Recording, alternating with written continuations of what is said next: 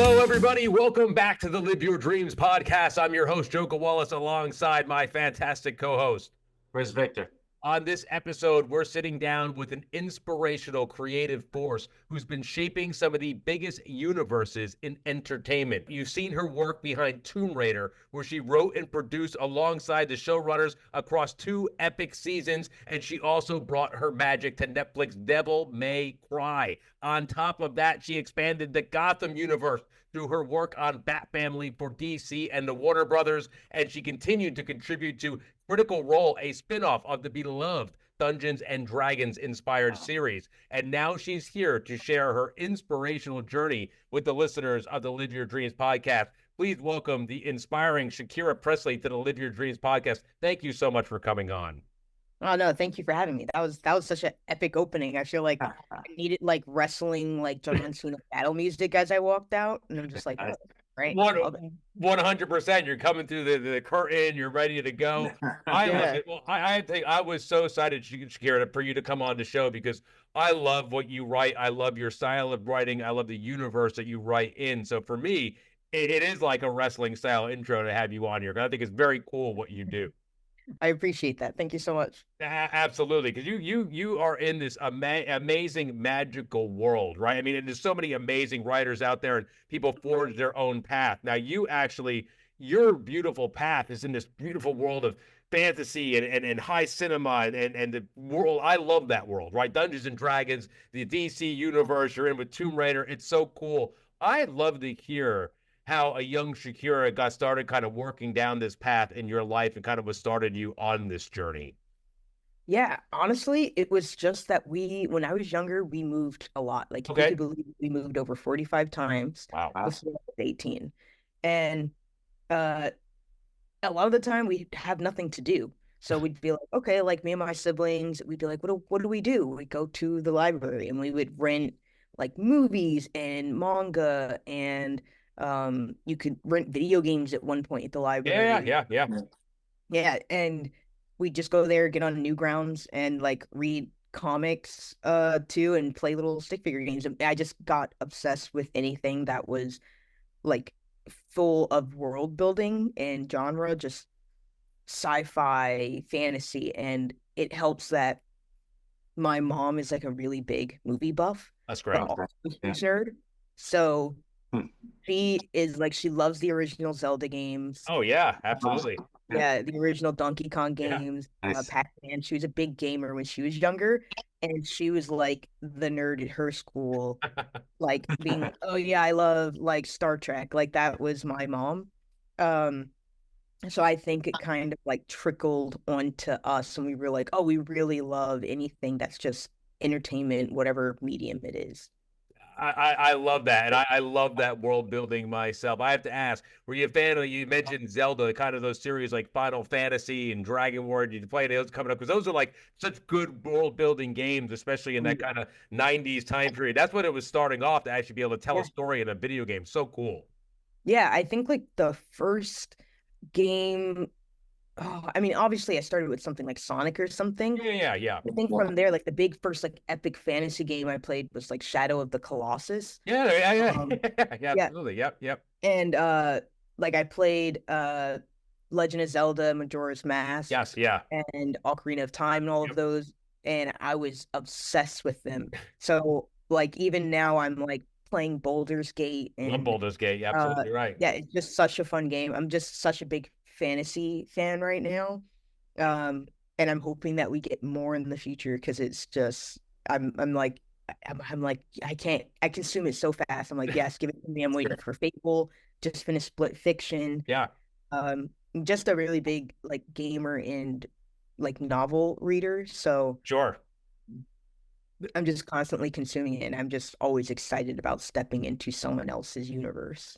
I think that's so cool. I mean, I'm sure you can even picture that moon falling at you in Majora's Mask right now.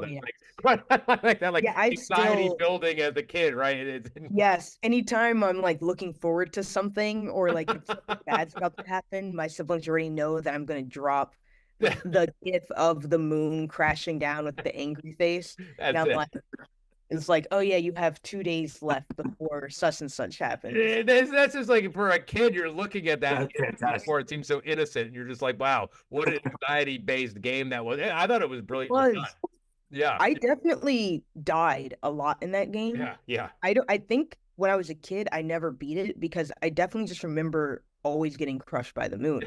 So I think it wasn't until I was older Yeah. that I was like, oh, okay, I can actually play this, find out what the ending of this game is finally.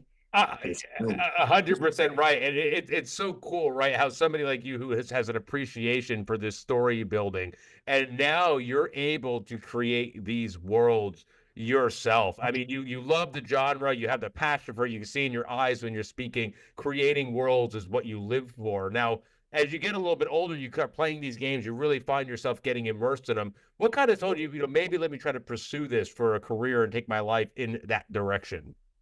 Well, it started with I actually was doing comic books at first. Okay. In high school, me and my brother's an artist. He would draw them, I would write them. And we were obsessed with this game called Chrono Trigger. Oh, I love Uh, Chrono. Are you kidding me? Classic. yeah, Yes. we started off making sprite comics with the Chrono Trigger characters Okay. and putting them on a website called Drunk Duck, and I don't even know if it exists anymore. But we started making Pokemon comics, Chrono Mm. Trigger comics, Gunstar Hero comics, Yeah. and we would just put it on, like put it up, like kind of like fan servicey type comics. Um, and they got pretty popular, and I was like, I really like doing these. But I didn't think it could be a job Right.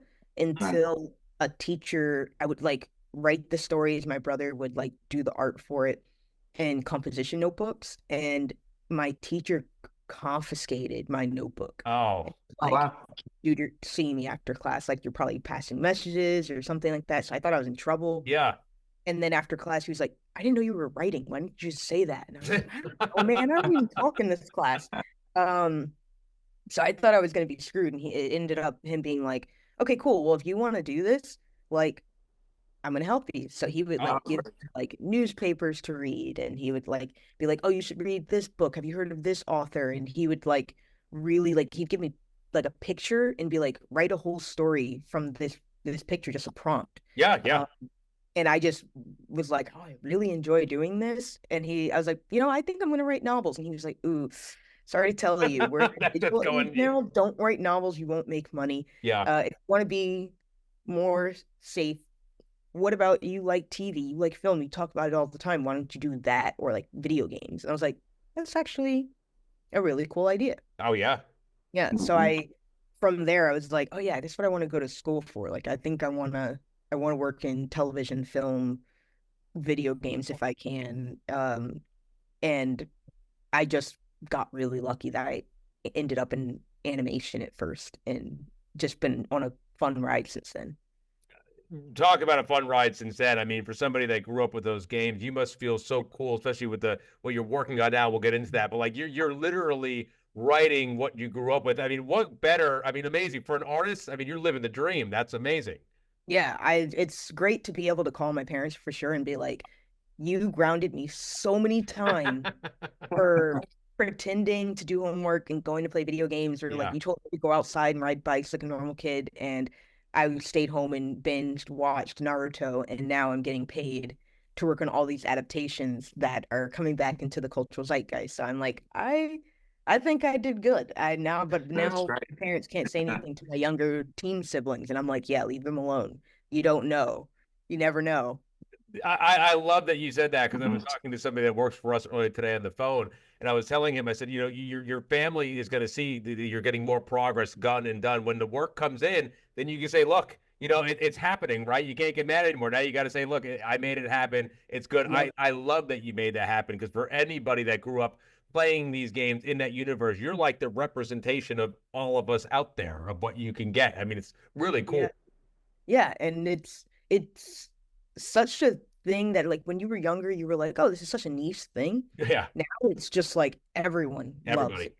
So it's become such a more widespread form of entertainment, and all the adaptations of it are just coming left and right. So now I'm like, I love it. And it's not even just entertainment, but just like video game competitions. Like who would have known that there would have been a Yeah. professional league of people who play sporting games Yeah. and shooting games, everything for competition, and get paid for that and make very good money for that. And I'm like, I wouldn't have thought that when I was a kid. So I'm like, yeah, we've come a long way. 100%. I remember playing the first like Warcraft on dial-up with a neighbor or Doom. You know what I mean? So like that was Yeah. just the beginning of it. And then like Unreal tournaments, like the first little maybe people start playing that, but it was so rudimentary at the time. To see where it is now, like what a cool time to be a young gamer or somebody getting in that world because you just have all the opportunities in front of you now. So amazing these universes opened up like that. Yeah, exactly. So I'm happy about it. I'm excited. Yeah. I think like so many more possibilities because those worlds are so abstract sometimes or so Mm. just full of escapism. It's like we have so much more content that we can do a lot more and open the door for a lot more unique projects coming out, which is exciting. 100%. And you talk about unique products and great storytelling. Now, you had the motivation from your teacher, you had that great guidance, and you started kind of following down your path. Now, you start getting out of that school period. How did you kind of start taking those first, professional steps to get to that next level and say, you know what, I can actually see this now being a job and kind of breaking into the world that way? Yeah, I always think it's like it was definitely a preparation meets opportunity Mm. situation. Uh, because it was me working on comics, my brother continuing to work on comics, and my brother was like, "Oh, I'm going to Seattle Comic Con to sell my comic." And he's like, "Do you want to come out? Like, you can, you know, just visit me while I'm at my booth, and you Yeah. can watch me, so I can walk around the artist alley." And I was like, "Yeah, that sounds fun." So I flew out to Seattle to go to Emerald City Comic Con, and as I was walking the artist alley, I ran into this producer and I didn't know it at the time, but he was just sitting there. He's like, "Oh, I'm just, drawing." And I was like, "Oh, that's so cool. Like your Mm. art is amazing. It looks so cool." He was drawing a lot of like superhero characters, and I was like, "Oh, these are some of my favorite characters. Like I love X-Men. I love this. I Yeah. love that." Uh, and we just start talking about animation, cartoons, comic books for like 2 hours, Mm. uh, Nice. geeking out. And eventually, I'm like, "Oh my God, I'm supposed to be helping my brother. I have to go." So I like go and I'm like, I gotta go. I gotta get out of here. He's like, "Well, here's my card. You said you were a writer. You're from LA. Hit me up when you get back. I'm a producer." And I was like, "Sure, dude." And Yeah. then I Yeah. just like was like, "Okay, I want to go back. It was nice talking to you." And then I told my brother about this, and he's like, "Oh, have you looked him up? Like, is he Mm. really like a producer?" And I was like, "I don't know." He's like, "Well, Google him." And I was like, "Okay." So I Googled him, and it turned out that he was like the creator of like I Kill Giants and Ben 10 Wow. and Yeah. Generator X, like so many projects that I watched growing up. And like Big Hero 6, Man of Action, they Yeah. even made it's Mega Man, like they're huge. So I was like, "Oh, whoa, okay, it was one of them that did this. That's so cool." So then I got back and I hit him up and he was like, "Yeah, send me your best sample." And I was like, "Oh God, okay." He's like, "But send me an 11." And for me, that was like unheard of. I was like, 11-minute pilot? Usually they're like 20 something. 26. Sure. Yeah. Yeah. And I was confused. I was like, "I don't have any 11." So I stayed up all night writing a new sample, kept asking my brother and his girlfriend. I was like, "Keep looking at it. Is it good Yeah. now?" "No, Yeah. it's not ready. Yeah. It's not ready." And then so at like 3 in the morning, I finally finished, sent it off, and he was like, "Cool. So yeah, yeah, this is great. It's funny.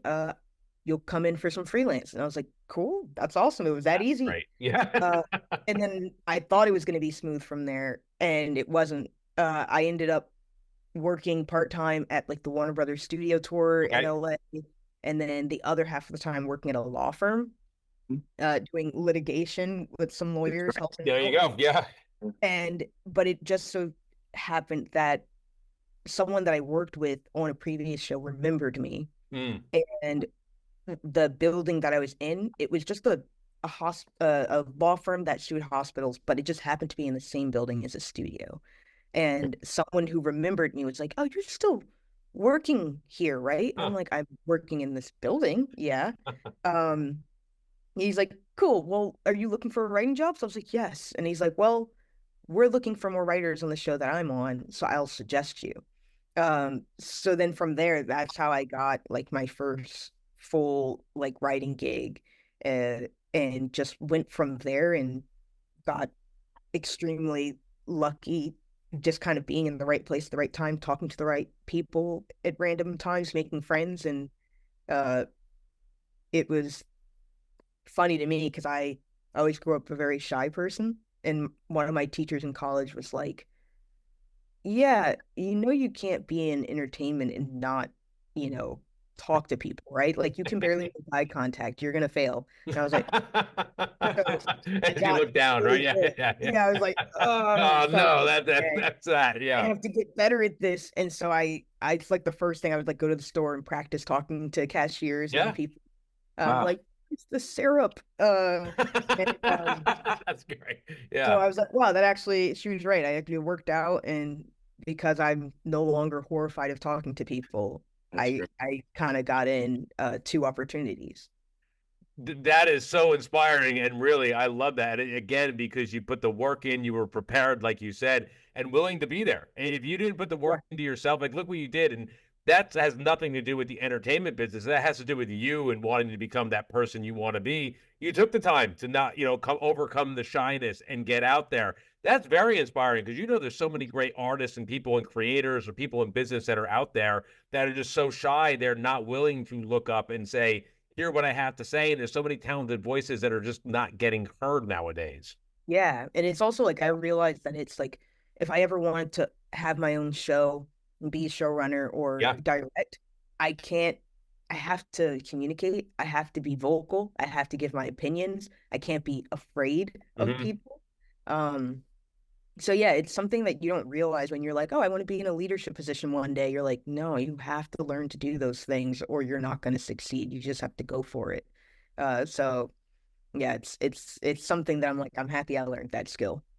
I really like what you just said about luck, and you mentioned opportunity and being prepared. I mean, they say luck favors the prepared. So at this point, you're prepared, you ran the opportunity, you're out there knocking on doors. But my question to you is, I see people that are doing any business 25 years or so, if they're networking over those years, then it finally works for them. How many years have you been doing this consistently? Ooh, 2017 was my first writing job. Mm-hmm. So Okay. it's been about what, 8 years? Yeah. Yeah. 17, 18. Yeah.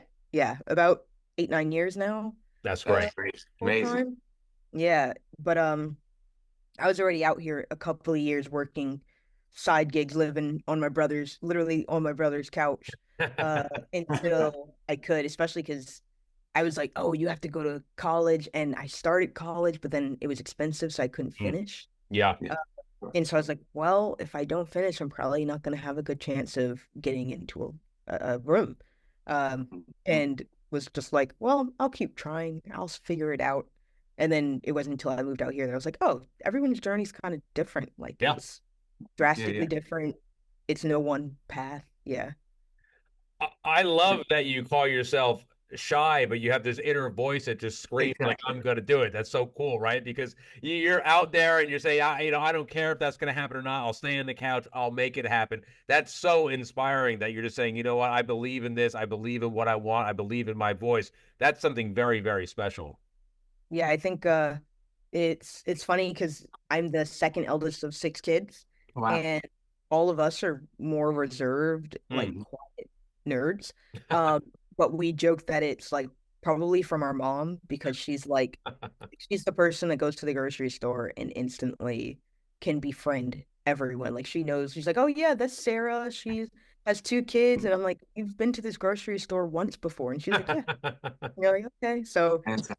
I'm like, I feel like it was always in me, but I just needed like some motivation for what I wanted to kind of push it out of me. 100%. And you mentioned now, you're in the writer's room, right? What a cool position to be in. You're there now, you're in that place. And you mentioned, growing as a leader, eventually becoming a showrunner, a director.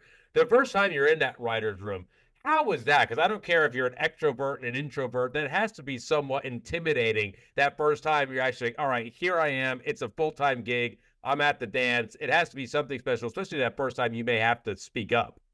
Yeah, yeah. Honestly, I was so excited the first time that I feel like I just blacked out. I was just like, ah, in the writer's room I was in, they had like a bunch of fidget toys and they had Legos and they were like, yeah, draw if you want to, build some Lego if you want to. And I was like, this is weird. It was more of an adjustment at first because they tell you to like dress for the job that you want when you're younger. Yeah.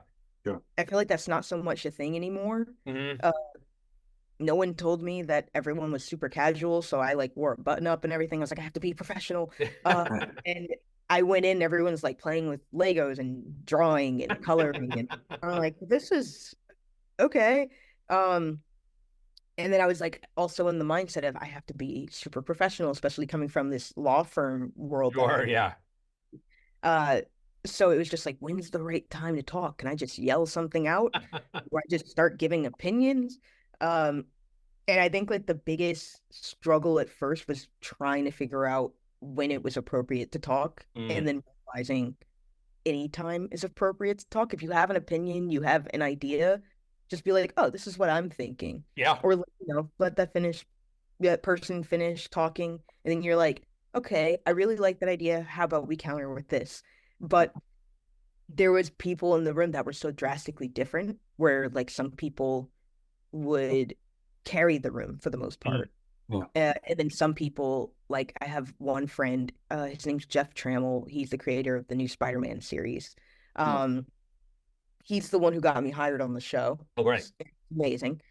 But he is quiet. He is this very quiet guy, but he has this very dry wit. He's the funniest person. He's so straight-faced too. So it's like you're intimidated and you're like, did you find that funny? He didn't. It's very stony, Yeah. and he barely talks in a room. He was like in charge of running the room that I was in, and he would barely ever speak. And then we'd circle around, have issues for forever, and then he would just say one thing, and he would fix everything. That's great. And like, oh my God, that's the person that I want to be. Like, I don't need to talk the entire time I'm in the room. I don't have to overthink about when I need to talk. It's just if I have something that I feel would be helpful, that's when my chance will arise. So that's what I had to get used to when I first entered. I love that, and that's so valuable. I mean, you said it all right there, from the importance of mentors to also kind of finding yourself within the space. I think that's fantastic. See, everybody does have their own journey. Some people want to control the room. Other people say two things. They can say more with one word than somebody could for an entire day. I love that you showed that. Be yourself essentially, and be you the best you can be. Yeah. It's super nice when you're like, okay, they hired me for a reason. I'm here because they enjoyed something about my work. I'm good. They already know I can do my job. I don't have anything to prove. I just have to be as helpful as I can to make this showrunner's vision come to life. That's so beautiful. Now you're in there. You worked on such cool projects. I mean, Tomb Raider, Devil May Cry, spinoffs of Dungeons and Dragons inspired series. I mean, what a cool line of work you're getting to work in the DC universe. I like to hear, like, the first time you actually got to really say to yourself and think back, did you ever play one of the games, watch something at the same time, and the first thought when you actually worked, did you ever nerd out for a second and just say, I can't believe that I'm doing this? Yes. I think honestly, let me see. There was, I think, in small doses, but like Tomb Raider was definitely like the biggest one, because me and my brother have constantly played Tomb Raider games together. We had just finished playing a Tomb Raider game, and I can't remember the name of it, but it was like a co-op game where you could play together. Oh, balloons. That's You're partying. You enjoy too. Oh my God, yeah, party. But yeah, it was a co-op game, and me and my brother had just finished playing it. I was like, man, this is so good. Like someone should do an animated Tomb Raider. And then like a month later, after we played this game, it was during lockdown, I believe. Okay, COVID. I had like a meeting, and they were like, "Oh yeah, this is for Tomb Raider," and I was like, "Yeah, but like it's Tomb Raider, and like I write action, I write like all this types of stuff, but I'm not gonna get that job. Like no way. Like it's too cool of a thing." And then as soon as I got it, I freaked out. I ran straight to my brother and was like, I got the Tomb Raider job. Great. I That's got what's awesome. right for Laura. This is gonna be so cool. Um, and it also helped that the showrunner, Tasha, she's amazing. And she was also a big fan.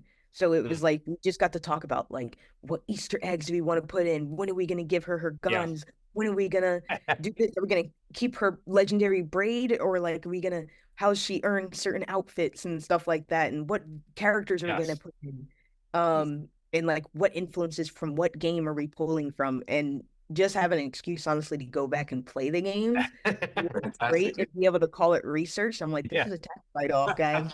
The $60 on this new game for PS5. The write-off. There it is. Right on. Yeah, get an excuse to replay a game. I never need one. So it was just really fun. It was just me, her, and just geeking out when I first started, and I was just like, yes, this is so epic. I actually brought myself when I got the job officially, signed the deal. Like it came with one of the releases, like a large Oh yeah, yeah. and it came with like the necklace, and it was like an exclusive. I have the box and everything still, That's but awesome. I bought it because I was like, this is going in my office for just for me. And I put it next to like one of my old comics that I had from uh like the 90s that I just happened to get at a store, and just I was like, now it's like, yes, my comic and my Laura figure as I write Tomb Raider the series. Yeah, it was awesome. You literally represent every kid that picked up a controller at some point, right? Yeah. I mean, it's such a cool thing what you're doing. Really, it's so amazing for being somebody that grew up playing these games and seeing that and getting to now you're creating these universes within that framework. That has to be the coolest feeling. Again, just such a my hat's off to you because it's really amazing what you be able to create and what you're doing. Thank you, thank you. Yeah, I think my main goal is to be like, hey, no matter what your interest is, you can do what you want. You can write about what you want. Because there's definitely a lot of teachers who are like, I don't know about this stuff. Like these are, and my influence has helped me so much now in life and hobbies and just career. So yeah. No, 100%. I'd love to hear about some, if you could tell us any of that, some projects you're actually currently working on right now. Ooh. I'm See, I don't know if you're allowed to go into that. yeah, I'm like the NDA police might kick down my door. Or we can talk about some ambitions, like you mentioned in the future. You may want to be show running yourself or directing yourself. We can go in that direction. I understand we don't want to ever put you in a position like that. Yeah. I think all I can say is that I'm working on things that down the line it'd be cool. I will say yes, they're very much in the zeitgeist of what we're talking about right now. Sure. But I cannot say what IP it is. Understood. But Fine. I'm excited because I've been the head of story in a room and ran my own room before. And I've gotten really close to the finish line. But like things like the writer strikes and other things have gotten in the way. Yep. So I'm very excited going forward, and hoping that anything and everything works out so that hopefully I can provide cool stuff to the gamers. 100%. And you mentioned the writer strike. Now, again, you kind of broke into the business around 2017. You went through. I mean, you came in, you had a great going in, but then you had to get hit by the pandemic and the writer strike, like back to back. For especially people breaking into this craft, there's a lot of ups and downs. There's a lot of struggles. A lot of people may wait years to get an opportunity. Any words of wisdom, kind of how you push forward during those times of kind of negativity that may come in and how you kind of spin that into a positive? Yeah, honestly, I think I'm going to very poorly mimic the words of actress Zara Fuzzle, who I've spoken to about this.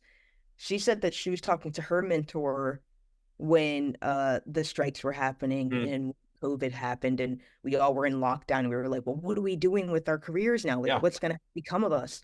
And she's like, it feels like my career was taking off I was going far. I was doing so many amazing things, and now it feels like I've hit a plateau. Like I'm just not doing anything anymore, and work barely coming in, and every project that I'm on suddenly gets scrapped, and it's all this things that you're like, all this negative stuff. I don't think I'm ever going to bounce back from it. But he told her, that just looks like a normal job to me. That just looks like a normal, healthy career. Mm. You always have ups and downs. You have those lulls, but then you have moments when you're like, oh, you got famous in one night. And it's like you got successful in one night, and then a year later, you're not doing anything again. And I've heard this from so many writers that I've been in rooms with where they're like, oh, I've been a writer since the 90s. But there's been times when there's been strikes before in like 2008 Yep. where I didn't work for 2 years after. And then after those 2 years of not working at all, I got the busiest I've ever been.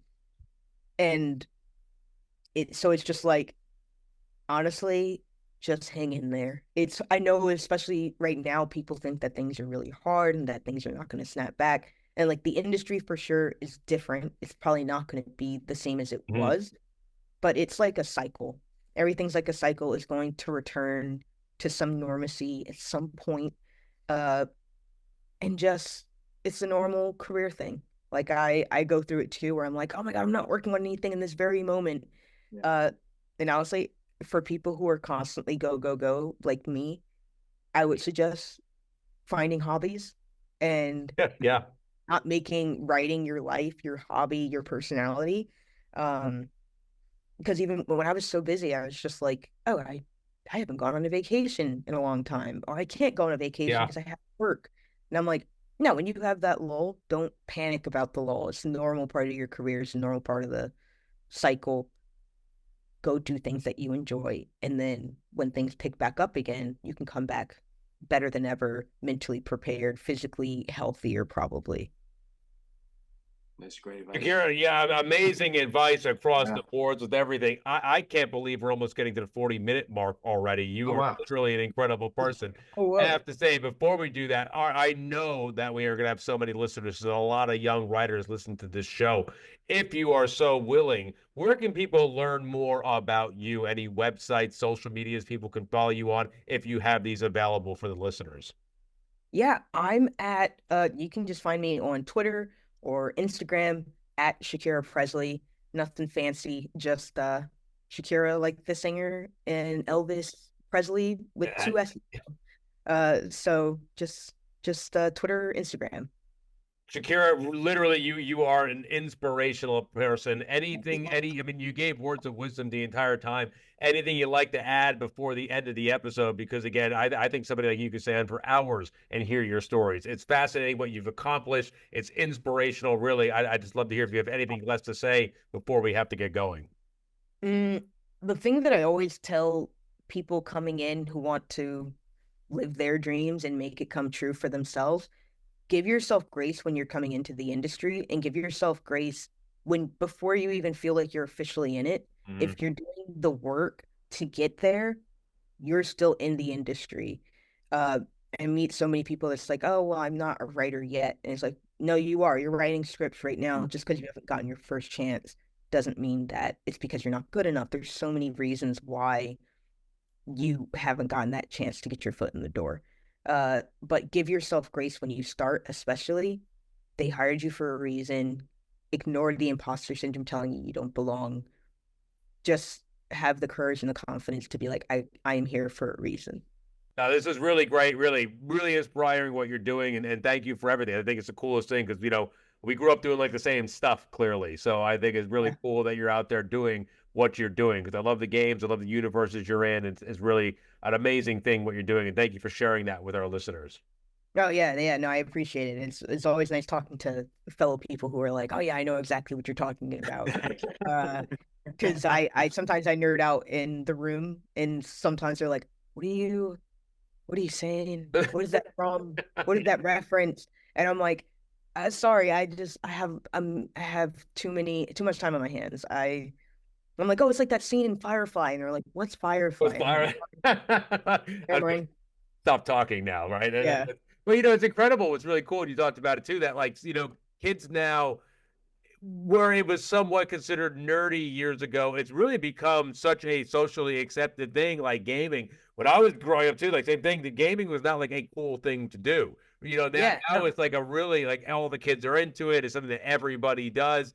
I love that now that everybody is now able to experience that amazing world that's being created. Like manga, I went to Japan in the early 2000s. I think Oh Japanese, and yeah. I loved the language, and I studied over there. I thought it was the coolest thing, but that was not considered like a cool thing in the early 2000s.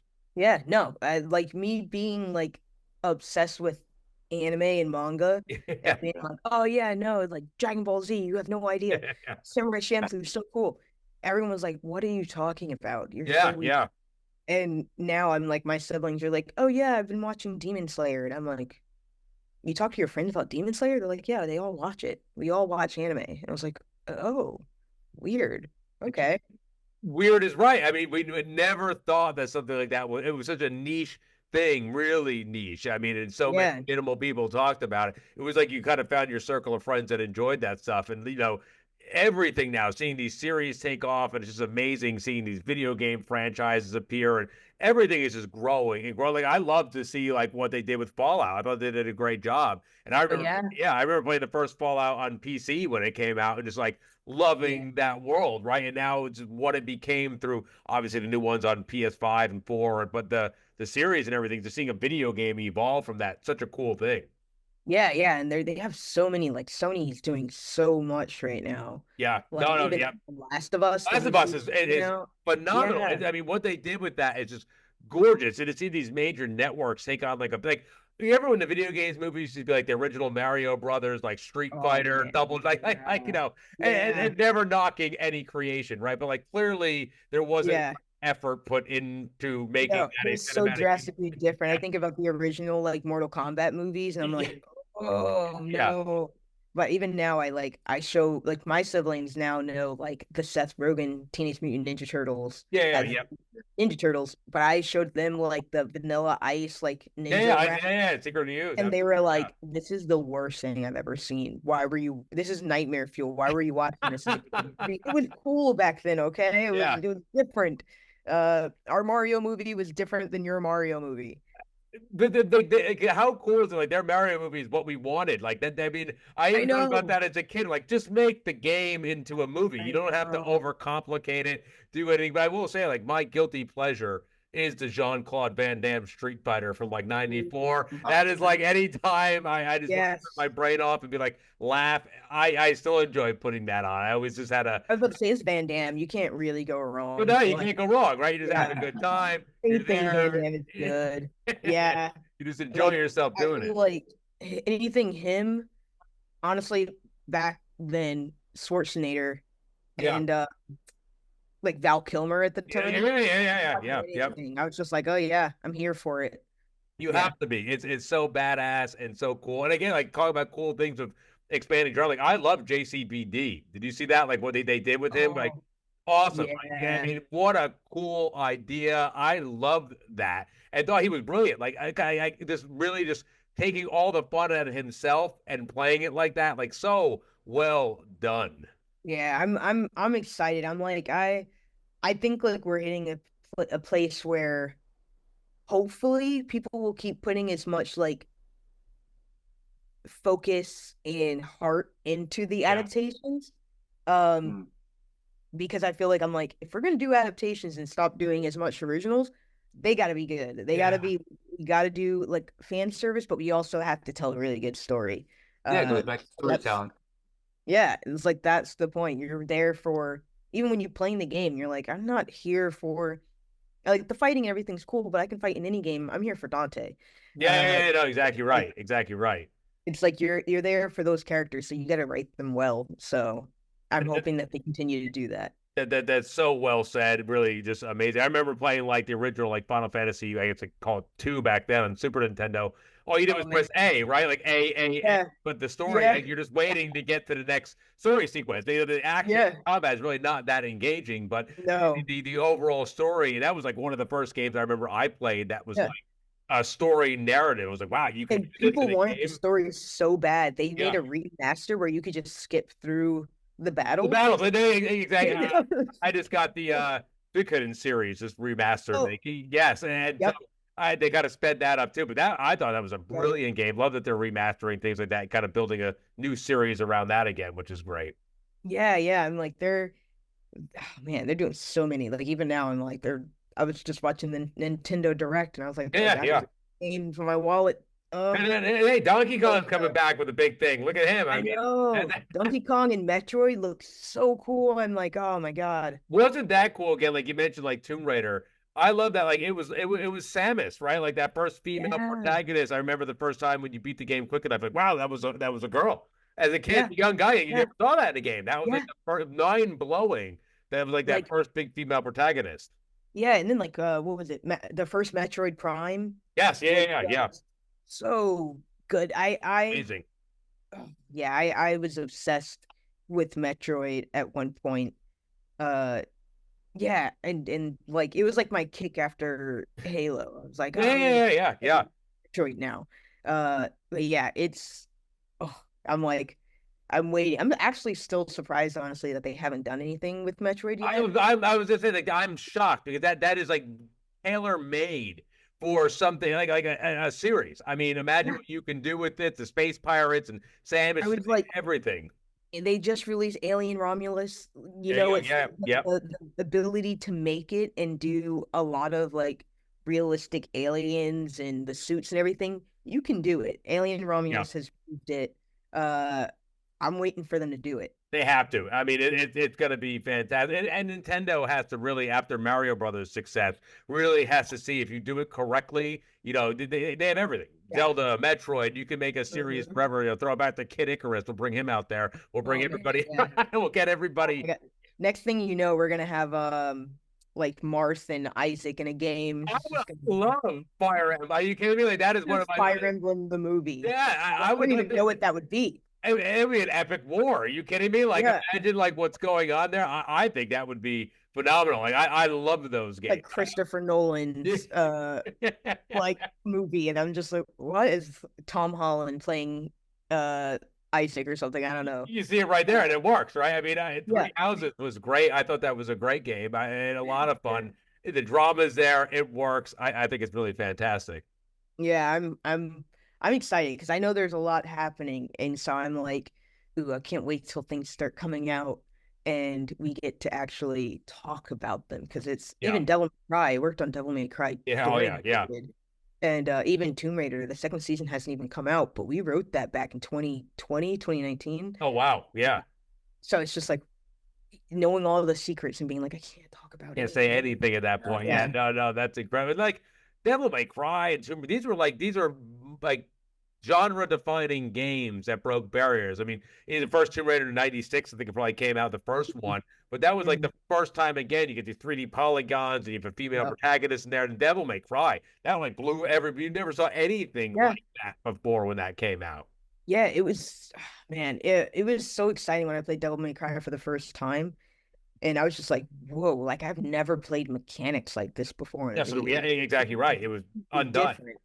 And then like just the story was like the closest thing that I'd seen to an anime or like some crazy epic action. Like it felt like Blade or something in a video game. And I was like, this is epic. This is really cool. Amazing, right? And I just love that they can create that universe. Talk about those like action kind of RPGs. I remember playing like Kingdom Hearts for the first time and seeing like Disney Squaresoft kind of coming over. Like what a cool, like to me that was like again, you never saw anything like that then. Yeah. Crossover genres. Like Final Fantasy meets Disney characters. Like how is this happening? And it's still, I know a lot of people didn't enjoy 3, but like Kingdom Hearts was like my favorite, and Final Fantasy I swear by 10 all the time. Oh, 10's right. Oh yeah, I loved it. Great. And so, which I'm like, yeah, Disney's making Kingdom Hearts into something. So you have to. Are you kidding me? I mean, I still, it was the only controller I ever broke trying to fight Sephiroth in the Coliseum in the first Kingdom Hearts, and I distinctly remember just like spiking it to the floor. Yep. Like Yep. frustration. Never did it before, never Right? did it after. It was insane. So frustrating. I got in trouble a couple times playing the first Kingdom Hearts because I kept yelling at Goofy. Uh, and my mom was like, why are you yelling Yeah. at your siblings?" I'm like, I'm not yelling at my sibling. I'm yelling at Goofy in the video game to heal me. And he's not doing his job. And uh, and she was like, what are you talking What are you about? talking about? Just close your door. I don't want to hear you screaming. I'm like, okay. But that's like some of the first time you're really trying to rely on like AI like that to really do the Yeah. work, right? Like you have these Yeah. companions, you can't control them. They have to do what they're trying to do there. It was really fascinating how that was set up. I mean, that brings you almost back to like Secret of Mana and all these other games that were kind of like way before that, but starting the genre, which again, I love them, but you can see how mechanically, like you said, when you talk to your sibling, Yeah. had you watched Ninja Turtles 2, The Secret of the Ooze, going back to these, like we see these like rose-colored glasses, right? It Yeah. looked better then. I can almost imagine what kids would think today, actually trying to play some of these Oh games. yeah, no, you just go back to like the Super Nintendo and I Yeah, just put the Lion King game for my siblings and see how far they get. they're not Or going to get past the monkeys throwing them yeah, around. That's it. yeah. They're done. The zombies ate my Yeah, neighbors. that was tough. You're There right. was Yes. you had to have a written code Yeah. to move on to the next level. Yes. And I'm like, you guys are so easy to quick save everything. Let's see you do it now. No You quick. can't We used to have a thing. screw. My friends and I would get together and try to beat the original Silver Surfer on Nintendo. Right? We'd all get together and hang Oh, out. And like that was so like oh. devastatingly difficult to do. And this is like Mhm. a bunch of guys in their late 20s, early 30s sitting around trying to play Silver Surfer. Like after like we go out and do whatever in our industry, and we say, "Oh, let's get together and do this." Yeah. So hard. No quick saving. No anything. Do it in the old system. See if we can make it work. It's so difficult. The old games were just beyond difficult for no reason. Even the Michael Jackson game Oh, the was difficult. Moonwalker. Yeah. No. Yeah. 100%. Yeah. So Yeah. difficult of a game, whether you're playing it on a console or you're playing it at an arcade. It's just like, who made this? Were we ever going to be able to do it? Comic Zone, difficult for no reason. I wasn't that that was like one of the last Seika games that came out. I thought that was Yeah, really awesome. That Comic Zone was such like a actually being able to go through the screen and feel like you're going through a comic book. That was awesome. yeah, I felt like it that was should have so had a cool. lot more like brand. Like, it could have been a franchise around that. Yeah, well, I mean, they're making it. The company who made Tomb Raider is making it into a feature film. There you go. That's perfect. I mean, that's a Yeah, beautiful piece of work. There's so many great pieces of material like that. I mean, just go back. And what I love now is like people in that age range are now people that are getting things green lit, which is yep, cool because now all these amazing franchises that people didn't realize that were there or fell through the cracks can now kind of come back in a real way, which is to me is the coolest thing in the world. I love going yeah. back.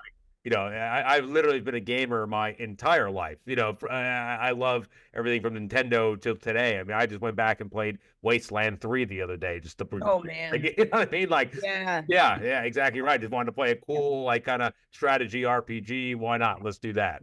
Oh man, there's so many games that I'm like, you just re-triggered in my brain that I'm like, man, I haven't thought about that game in so long. But yeah, it's there's so many like even like Kid Chameleon I Yeah. Oh, yeah, that was right. like Absolutely right. for Sega, and it's like there's so many games that I'm like, honestly, if no one does anything with this soon, I'm gonna try to go for it. Yeah. But there's so many fun ones that I'm like, man, the worlds were so fun when I was younger. But yes, they were definitely punishing games. Like Yeah. I tried to play some as an adult now, and I'm like, this is frustrating. I can't do this even as an adult. I just don't have the patience for it. Can't do it. No, did you ever play they call it either Another World or Out of This World? It's one of those like cinematic games like flashback and you kind of like appear in this alien planet and like every screen you're gonna die. It was kind of like one of those No. Prince of Persia style games and like Interplay made it in like the early Oh, 90s. And it was like a PC game. It was cool and Super Nintendo and Sega ported it. And cool oh, soundtrack for the time was an awesome thing, but it was like brutally just in by every screen, die, restart, die, restart, die, restart. yep. And it was just one of those things you had to get through. It was like a slog. And if you actually could figure it out, you could probably beat the game in like 20 minutes. Like Yeah. you could, it's like That's Dragon's Lair basically kind of feels. yeah. Yeah. I love that. But I'm like the games that I play now are like I mean, some of them are still brutal. Like I play like let me see, Into the Gungeon, if you've ever heard of that one. Yeah. Game. And like that one's pretty brutal. That one's like you start from the beginning, you lose everything. Yeah.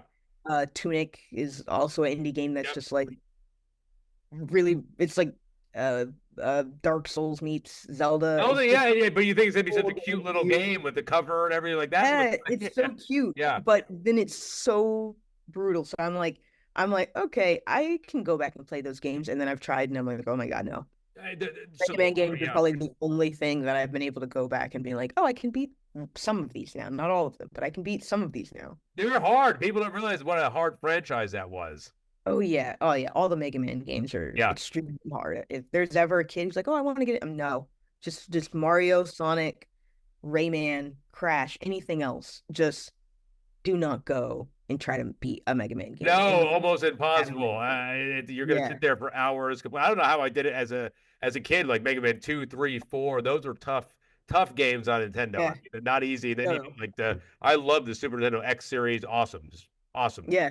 No, there's so many games that I'm just like, oh brother, older brother, come beat this level for me because I'm so done. We have so many stories where we'd be like playing games and then like he'd beat a boss finally for me. And then like the game would like freeze, especially in the Xbox days. Oh, And oh man, you remember that? Yes, all the time. yeah. And it just like, oh my God, we have to do that all over and we turn it back on, we'd be like, we're done. We'll Brutal. never know what happens at the end. Now I'm just like, if that ever happens for some reason on our game, my brother's like, it's fine, I'll just go watch the Let's Play. And yeah, and I'm like, I'll watch someone on Twitch play it. And I'm like, dude, I couldn't do that. I'm jealous. No. And remember, even like if you go with like the original Nintendo, I remember like playing the first, Dragon Quest with Dragon Warrior then, which is like mind blowing to me how cool that was to see that. But like you had to hold reset and hit power, and if you had a friend over who didn't do that, and you're like, oh my God, that's like 2 months of work. It's gone, it's over, and you have to. All right, now you only have like 4 games in your house, so you have to do it over again. There's nothing else to do. Brutal. That was like devastating. Man. I don't envy, or I don't push it on my siblings to have to.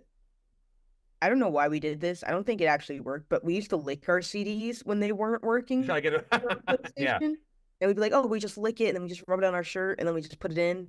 And I'm just like, yeah, the saliva worked, just like your old NES. Saliva and breath makes them work. Makes it all work. Yep. They don't have to do that anymore. So I'm happy for them. It's incredible now. There's the ease of it. And I love that, especially now with games, the libraries are open, right? Like with the Switch, they have online download there. Absolutely right. And I will play sometimes N64 games, Super Nintendo games with, family members and things online together. Like I can't play like N64 Mario Kart with somebody on the Switch. I think it's the coolest thing. You can bring those old games back like that and enjoy them with people. Such a cool thing. Yeah, it's so cool. I love it, especially because I'm like, my younger siblings can continue to play the games that I love. Yeah. And so when I'm like, oh yeah, like I love this thing, and they're like, how do you know about that? Yeah. I'm like, because it's been out since before I was even born, dude. Like, what are you talking about? That's such an old property. Like, my little sister asked me after watching Stranger Things, she was like, have you heard of Neverending Story? And I was like, yeah, I heard of Neverending Story. And out since the 80s. Like, but it's fun that like those old properties that I was in love with, and like everyone like older than me even gets to come back to my siblings and younger generation. They get to like kind of be a part of it. Like even me working on D&D based show, and my mom was like, I played D&D once and then it got banned in the 70s because my mom thought it was satanic. And I was like, people did back then. That was like a thing that was like Satan worshiping, and people really understand what the world was with D&D back then. Absolutely right. Yeah. And so she was like, I couldn't play anymore. And I was like, well, I play, and I'm now working on a show that is D&D. And now kids, because of Stranger Things and stuff, love Dungeons and Dragons. Isn't that incredible? Where like 30 years ago, you're in some trouble. Somebody found out you're playing Dungeons and Dragons. And now it's like the thing to do. I mean, I remember like Warhammer 40K. There's so many of these cool games that were kind of tabletop things that people don't even talk about anymore. That would just be these. I think the Warhammer still has video games coming out all the time, and those franchises are great. And it's like so many cool things. I love that Baldur's Gate, like you mentioned that earlier. Yeah. Has a D&D feel to it, and it kind of brings those D&D rules into the gaming world still. It exists out there, which is awesome. Yeah, it's insane. It's like, oh yeah, I would have probably been stuffed in a locker before. Like, oh yeah, I paint Warhammer miniatures, and they're like, what is wrong with you? Now I'm just like, it's like, oh, that's cool. And imagine if people don't know they never did that, the actual price that it costs to play like Warhammer. Like they get involved. I remember when I was a kid, like they had like the Imperial Guard, which was like $150 a set for like all these little figures you had to get. That was a very expensive hobby, and your parents would look at you like, "What are you, like, insane? We're not buying these things." So you have to like slowly build them up. It was very, very hard to do. They're so expensive. Even now, like a mini is like $6, $10 sometimes. Yeah, and it's like, oh, my wallet, it can't do it. Yeah. No, it always happens. Yeah, anything new releases, you're just like, well, there goes, a month's pay is gone. Yep. If it wasn't for everyone around me being like, please don't buy anymore. Please don't do this. You have a cabinet. And I'm like, okay, yeah, you're right. I can't do it to myself, not anymore. No, it's a love you. But Shakira, this was fantastic. I think we're talking so much. Now we went overtime. That's fantastic. I wish you guys. I was gonna say, I wish someone was recording this because I was just listening. Oh, we are recording it still. We never stopped. Oh, fantastic! We'll add this right in there. That's perfect. But no, it's great. Well, now we actually have another guest coming on. I'm so sorry that we have to cut you off like that. No, it's cool. Really, all right. This was fantastic. I have the heart to break it up. No, it's great. We got to do this again sometime. We'll keep you posted on the episode when it comes out. And really, thank you so much for coming on the show. You were fantastic. And we got to have you on again. This was great. Same. It was so great getting to meet both of you.